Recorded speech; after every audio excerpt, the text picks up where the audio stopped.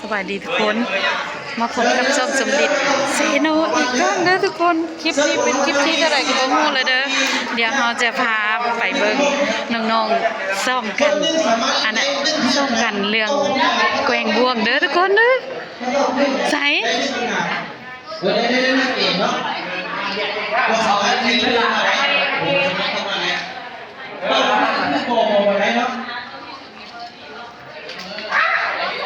อีกวันหนึ่ง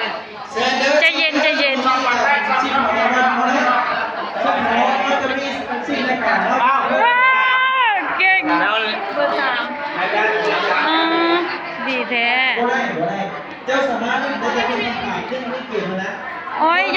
ยากมีโอกาสแก้โตอีกเดเป็นอะไร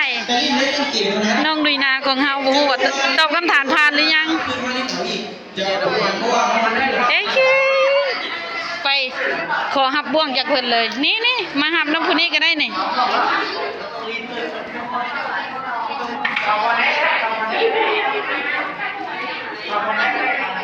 เด้อ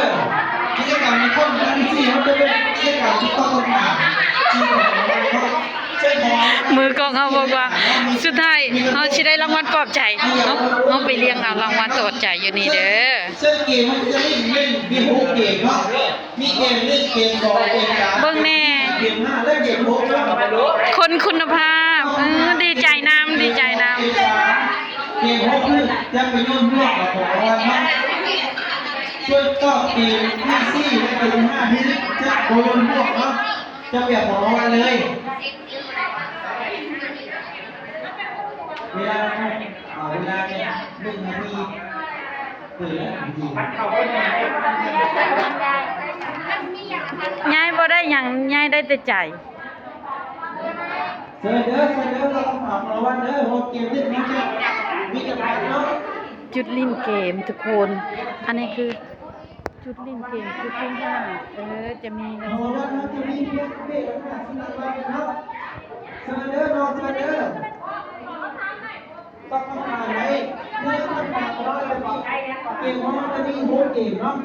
เกม1เกม2เกม3เกม4เกม5เกมและเกม6เนาะว่าต้องเกม1เกม2เกม3และเกม6คือจะไปยุ่งร่วม12 วันเนาะถ้าตอบเกม4เกม5นี่จะบ่ยุ่งแล้วเฮาก็จะ